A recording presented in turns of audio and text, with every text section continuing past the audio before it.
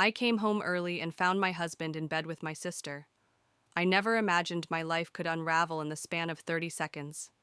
People think disasters always come with warning signs, little cracks you ignore until the structure collapses. And maybe, in hindsight, the signs were there. Maybe I just didn't want to see them.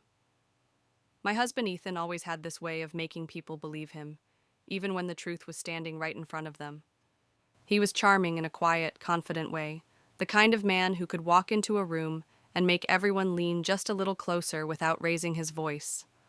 He worked in marketing, and sometimes I used to joke that he could sell sand to someone standing in the desert. I fell for that charisma, for the way he looked at me like I was the only one in the world. And for years, I believed that look meant something true. I, on the other hand, was different. I've always been more of a creative soul. I work as a freelance graphic designer, which means my days are often scattered between deadlines and sketches, bursts of inspiration, and long stretches of waiting for clients to approve my ideas. I loved the freedom of it, the way I could shape my own schedule, though sometimes the instability made me nervous. Ethan used to tell me he admired how brave I was to pursue my passion instead of something safe and predictable. Those words meant so much to me once, but looking back, I wonder if they were just another way of keeping me tethered to him, of making me believe he saw me more clearly than anyone else ever could. And then there was Maya, my younger sister. She's 3 years younger than me, with this wild, free-spirited energy that always made people notice her the moment she walked into a room. Growing up, she was the golden one, the one teachers adored, the one friends gravitated toward. But she also carried a vulnerability she tried hard to hide. She worked as a yoga instructor, balancing classes at different studios across the city. She'd been through a messy breakup a few months earlier with a boyfriend who treated her like an accessory more than a partner. She didn't talk about it much, but I could see the way it weighed on her. She'd always been someone who craved connection, who felt deeply, sometimes too deeply. That Tuesday afternoon felt ordinary at first. The sky was a soft, milky blue. The air carried the faint smell of wet pavement from a brief morning shower. My work had wrapped up earlier than expected. Being a freelance designer sometimes means you can shut your laptop at 2 p.m. and call it a victory. I decided I'd surprise Ethan with lunch from his favorite deli, the turkey pesto sandwiches on crusty sourdough. I pictured us sitting at the kitchen table together, eating in the middle of the day, talking about nothing and everything. Those small moments of domesticity were the ones I cherished the most. The drive home was peaceful. The brown paper bag on the passenger seat smelled faintly of roasted peppers and oregano. I hummed along to the radio, tapping my fingers on the steering wheel, sunlight spilling through the windshield.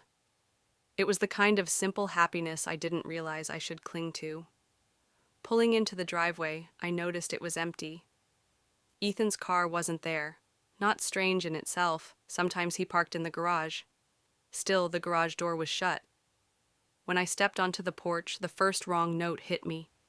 The front door was unlocked.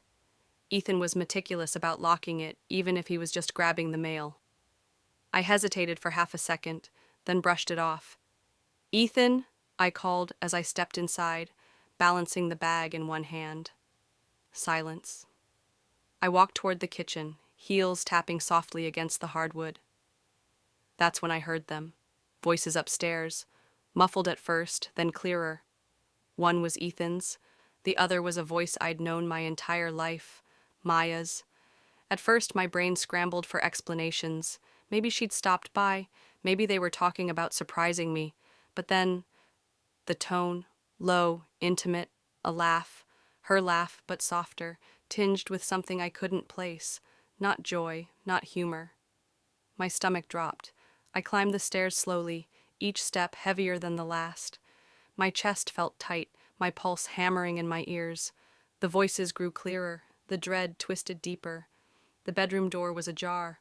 Our bedroom. I pushed it open. Time seemed to stretch thin, like I was moving underwater. Ethan was shirtless, lying beside Maya, sheets tangled around their legs.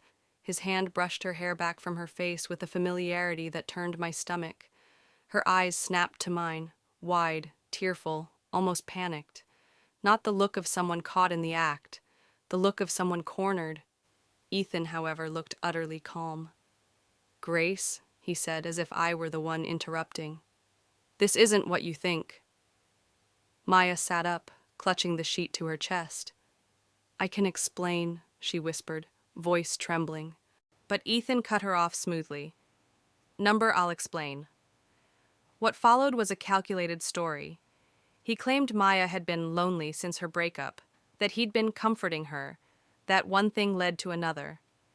He made it sound altruistic, as if he'd done her a favor, like I should thank him for his kindness. I turned to Maya. "Is that true?" She couldn't meet my gaze. Tears slid down her face. "It wasn't supposed to happen," she murmured.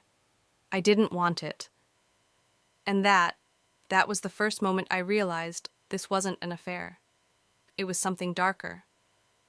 That night, I didn't sleep. The house felt like a stranger's. Maya left after I told her to, not in fury, but because I needed space. Ethan, on the other hand, acted as if we were in the middle of a minor misunderstanding. He sat at the foot of the bed, trying to hold my gaze, telling me I was overreacting and that we shouldn't throw away a marriage over one mistake. But something about his tone gnawed at me. It wasn't regret, it was persuasion, the same persuasion I'd once found charming when we first met. The next day, Maya didn't answer my calls. That silence told me more than words could. I drove to her apartment without warning. She looked wrecked, pale, puffy-eyed, the kind of exhaustion you can't fake. When I confronted her, the dam broke. "Grace, it wasn't like that," she said through sobs. "He's been pushing things for weeks. It started small. Compliments about how I looked, telling me you didn't appreciate him like you used to. Little touches when you weren't around. Then one night after we'd all had wine, he kissed me. I told him it was wrong, but he made me feel like I'd ruin everything if I told you. He said you'd never believe me, that you'd think I was jealous of you." Her voice cracked. "He made me question my own boundaries. I felt guilty for even being in the same room with him, like I'd done something wrong when all I did was exist."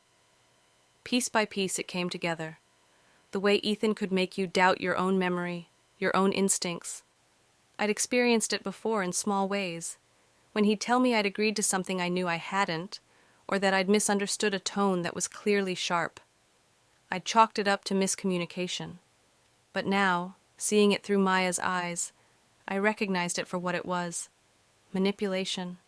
This wasn't a heat-of-the-moment mistake. This was deliberate, calculated. He had worked to break her defenses, the way he'd subtly reshaped mine over the years without me noticing.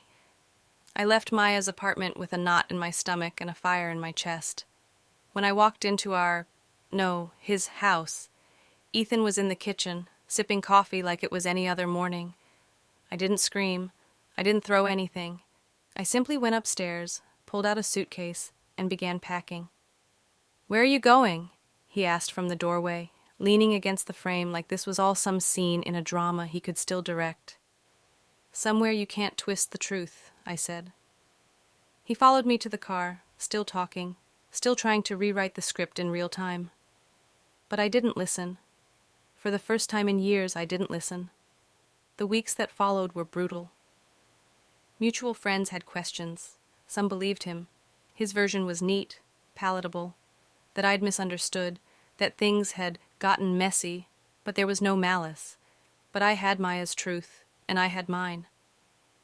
I moved into a small apartment with peeling paint and a view of a dumpster, but it was mine. I threw myself into freelance work. I signed up for a pottery class I'd been eyeing for years. I started therapy. Maya and we're healing. Slowly. She's in therapy too, unpacking the mess he left in her mind.